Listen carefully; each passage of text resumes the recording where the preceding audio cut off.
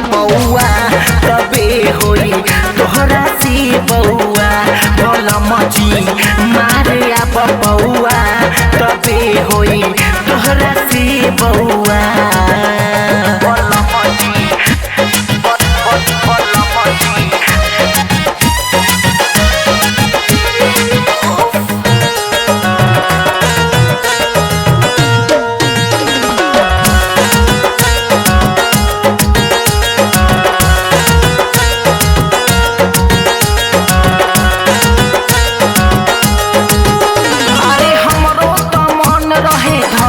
कवारी धीरे से हटते हम डोरी के सारी। अरे का कहता तू राजी हो तब नो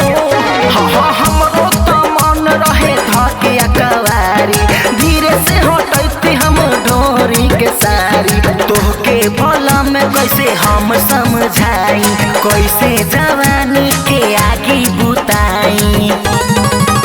कैसे जो बन के करी अब थौआ बलमजी मारे अब पौआ तबे होई तोहरा से बउआ बलमजी मारे अब पौआ तबे होई तोहरा से बउआ।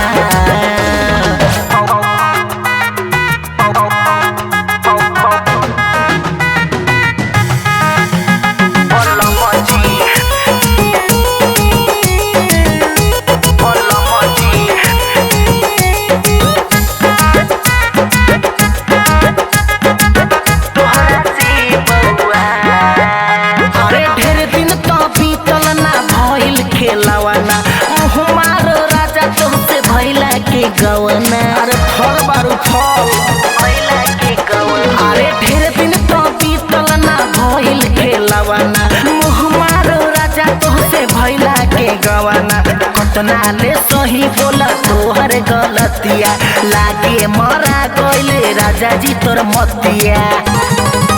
तो हम कितना कही तोहसे रउआ बलमजी मारे अब पौआ तबे होई तोहरा से बउआ बलमजी मारे अब पौआ तबे होई तोहरा से बउआ।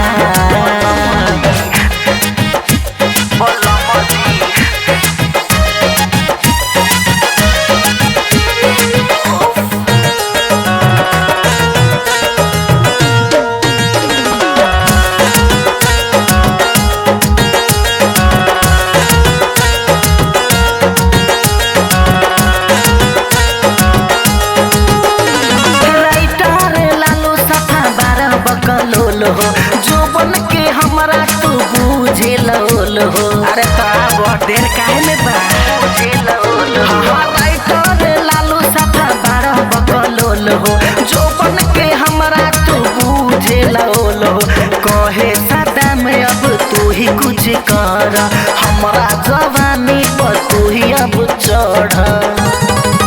तो है सुशीलवा के भेज दना महुआ बलमजी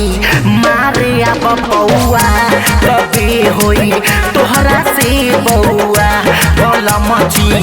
मारे अब पौआ तबे होई तोहरा से बउआ। हाँ तो ढेर हो गए अब पाउच।